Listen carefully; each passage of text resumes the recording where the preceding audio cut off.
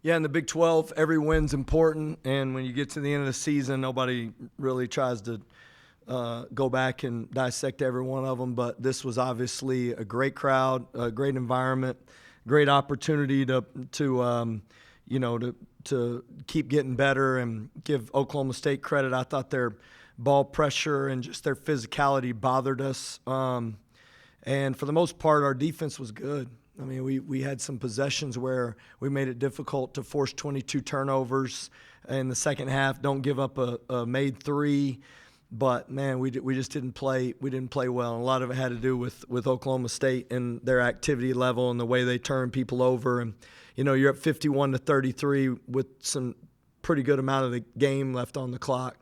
And I thought it showed that I haven't got our team prepared the way we need to be prepared to close a Big 12 game. And we've been closing Big 12 games here recently, and we did not do that today. And we got kind of lulled a little bit in the half court, started playing inside out, missed a few pretty good looks, and then we missed a few threes. And then I thought it impacted what we were doing defensively. And give them credit, they ran a set with a triple screen that caused us some problems and screened it again at the end, which we'd guarded it well all game long until we got to that out of that media timeout, and they scored on it, and then they scored on it a couple more times, and it kind of loosened the game up. But we've got to do a better job closing, and I got to do a better job coaching us and making sure that we close games, because in this league, all it takes is 1-3 to go in, and teams feel better, and next thing you know, you're in for it. And we were in for it today, but we did find a way to win. You talk about closing games. Over the last 4 games and the last 5 minutes of each of the games, you've only allowed 13 points. What has caused this team to tighten up defensively in those last 5 minutes of these last 4 games? Well, I think part of it is we're just only going to play guys that do what we ask them to do. I mean, that's kind of part of it. You get to the end of the games, and like you can play people over the course of the game. But when you get to the end, you're like, who helps us get stops? And that's what we're going to put out there. And I do think that there's an urgency to the way our guys are competing, and we are learning over the course of the game. I mean, we definitely get better in is it Tetris or we're playing Pac-Man. But it just the way we compete. At the end, I do feel like it finally gets back to like, this is what we got to do to win. And then almost is like you're being up 51-33, and that's not good enough. It feels like our team doesn't have the maturity that we know we need to do to close games like this. And that's frustrating, I think, for everybody involved. You, Chance did talk about you coaching him harder after that turnover, and you got after him.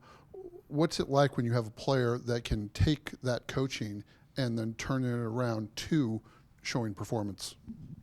Yeah, well, I think in this game we drilled them putting 2 on the ball, whether it was the double team in the post or whether it was off the ball screens, and then we drilled the ball getting rotated and then either catching and shooting or driving it. And you can't hold the ball in those situations and let them pin you on the sideline and turn the ball over. That's the truth. And it'd be one thing if we didn't practice it we had extra time on this one. We played on Tuesday, and now we played on Sunday, and we drilled that, and I think that's the part that Chance is awesome at, is if it's something that we've practiced and we know this is what helps our team win, then let's do it. You said that in the final 5 minutes of the game, you're going to play guys who can help you get stops. Does that explain why Fede was in the game late, inside 2 minutes, trying to protect the lead, even though he's not a good free throw shooter, really?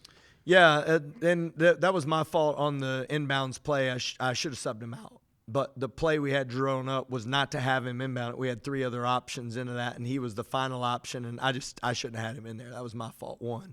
And then 2, Fede was really efficient guarding them down the stretch. And with JT having 3 and 4 fouls, pending how the end of the game goes, you got to try to protect him on the defensive end. And he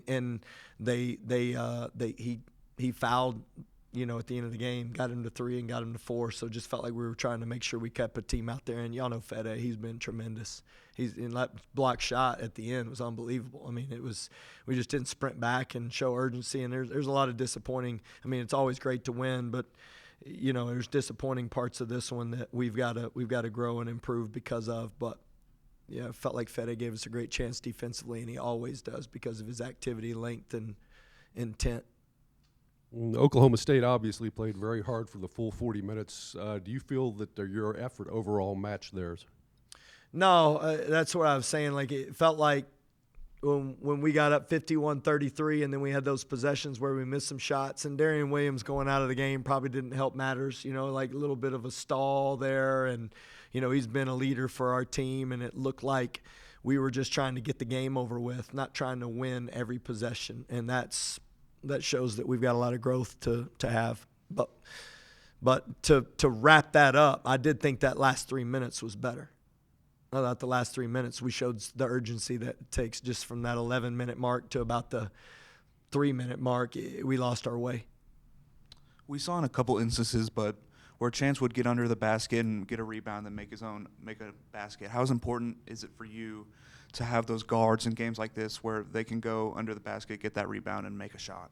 Yeah, no, Chance always given those extra effort plays, and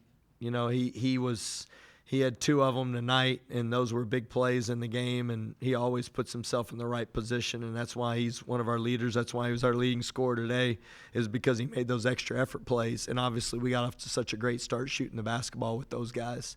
Chance and Kerwin gave us a great lift early, but it's those effort plays that Chance makes that always is the difference for us. Coach, what's the game plan going into a home matchup against TCU? Well, honestly, we haven't looked at it. I mean, I've watched a few of their games, just of other teams that they've played and teams that we've played. So I've got a chance to see them play on film, but, I haven't really dissected it to that level to know exactly what we want to do. But, with Coach Dixon's teams, they always are aggressive defensively. In that Arizona game, I thought, man, did they get after it, and they responded every time at Arizona and scored. And watched the Baylor game a little bit on TV, and obviously went to Waco and won in a real tough game. But their defense is active, and they've got a great plan offensively, you can see, and so we'll need everybody in the stands. We'll need everybody here on Wednesday night in order to get that one. Anything offensively stand out to you as we need to address this now, and how much of it is just this is just a bad shooting night for us? It'll kind of happen once in a while. Yeah, I do think getting guys closer to the line on some of these reversals instead of shooting such deep shots, and then if they close out, then attacking the paint when it happens. It feels like we may be a half settle just to try to fire, and we want to make threes and take threes. And then playing at home is unique. It really is, because I think everybody just expects it's going to go in, and we have such an electric start to the game, and then all of a sudden a few of them don't get in, and our guys are getting tight because of it, feels like it, honestly. And they're like, I don't want to miss instead of shooting it to make, and you just feel a hesitancy there. But I think, honestly, it's like we've got to get better movement into it so that we've got more of a rhythm to it. And then if you don't have it, then let's drive it and get to the next action. And we're just not doing that well enough right now. And maybe we're trying to prove we can shoot when it maybe is a good play. And then sometimes I just think we're, not as confident as we need to be, and that's on me. I got to do a better job of making sure we got the guys in the right spots to get to the next action. And, I do think these guys feel it, though.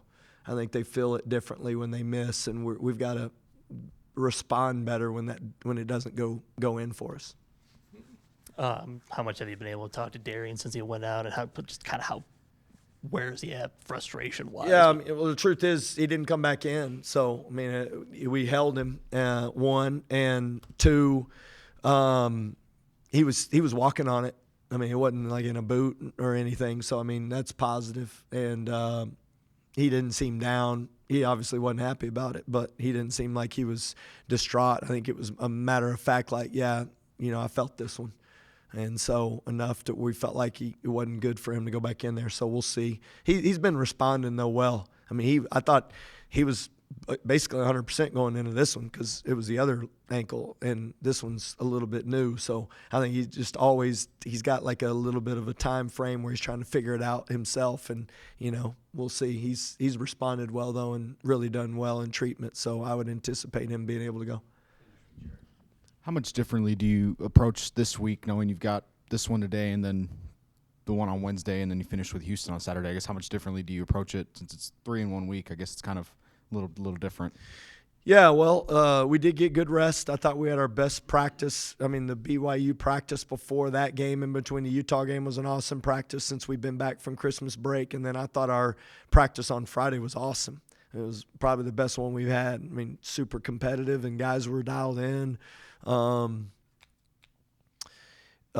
So I think really the biggest thing is we've got a lot of growing to do, and this team's heart is to get better. So, I mean, like every game in the Big 12 matters. I mean, I hate to say it that way, but like you just got to figure out a way to be best you can for Wednesday, not for Saturday. I mean, that's all I'm doing. It's just trying to figure out how we can win on Wednesday and put our heart into that, and then we'll address whatever's next, for Saturday. But we're not going to do anything any different. Thank y'all.